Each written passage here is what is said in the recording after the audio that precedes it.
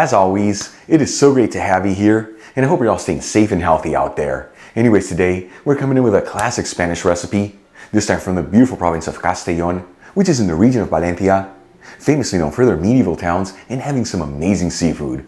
We're talking Arroz Rossejat de Castellón. This is basically a paella-style seafood rice. Let me tell you, this dish is filled with so many amazing textures and flavors. It's seriously easy to make, and all done in about 40 minutes. But the best part, with each bite, you're going to be instantly transported to the Spanish Mediterranean.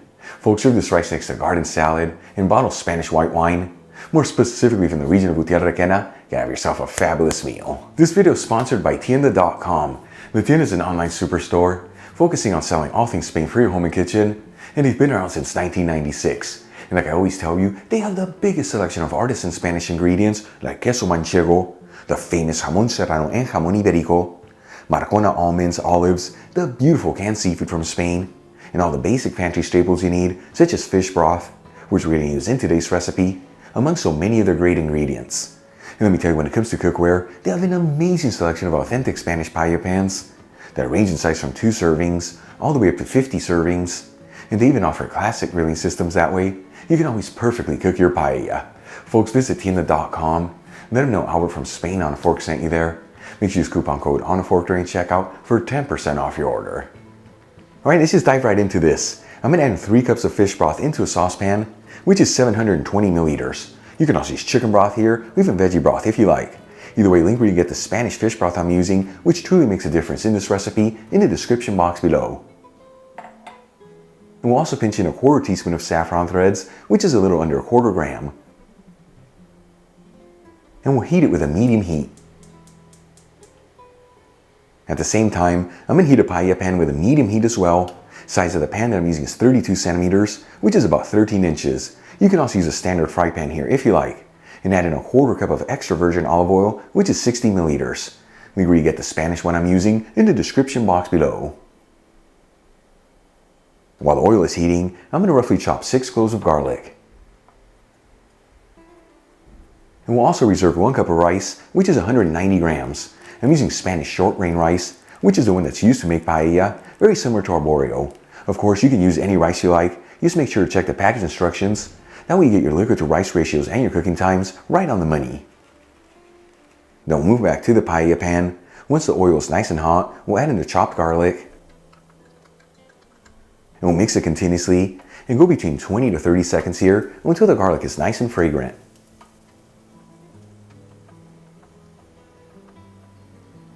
After 20 to 30 seconds and the garlic is nice and fragrant, you don't want to brown it, we'll add in the rice. And we're going to continue to mix this and saute the rice for about 5 minutes. And I tell you, by taking this step is what gives this dish that beautiful lift of flavors.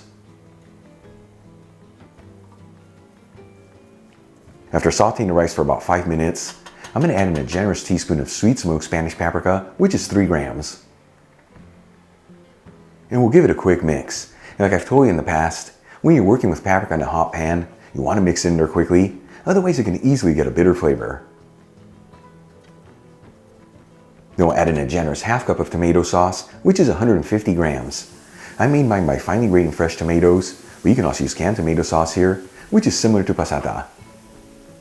And we'll season everything with sea salt and just a kiss of freshly cracked black pepper. And we'll give it a mix until it's well mixed together, and then simmer it for a few minutes.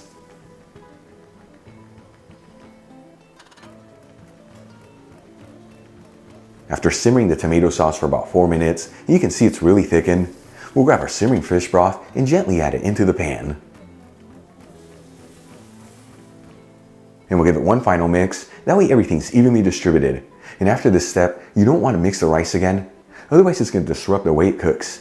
Meaning, if you overmix it, it's going to start to release its starch and lose its beautiful texture.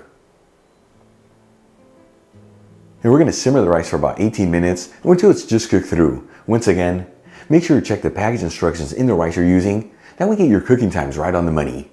In the meantime, let's get our final ingredient ready. I'm going to add in 1/2 pound of raw jumbo shrimp over some paper towels, which is 225 grams, and pat the shrimp completely dry. I'm using red Argentinian shrimp I bought frozen and thawed out and already peeled in the vein, but you can use any shrimp you like.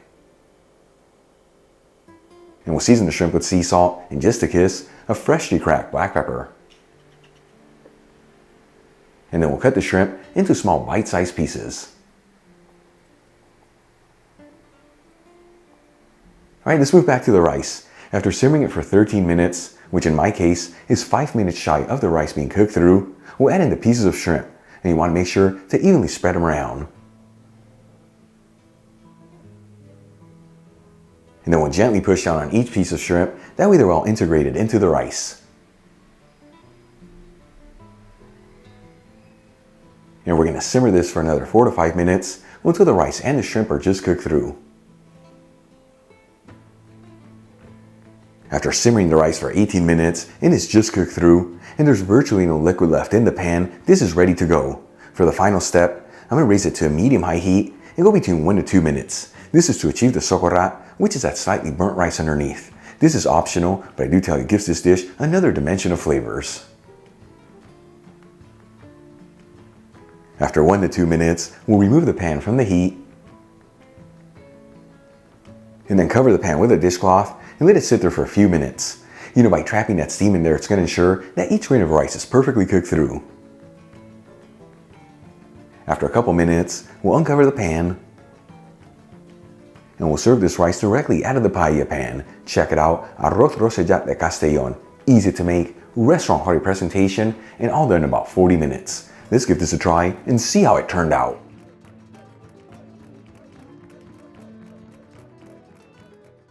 Once again, folks, Arroz Rossejat de Castellón, and I tell you, it smells absolutely amazing in the kitchen. So excited to try this. Here we go.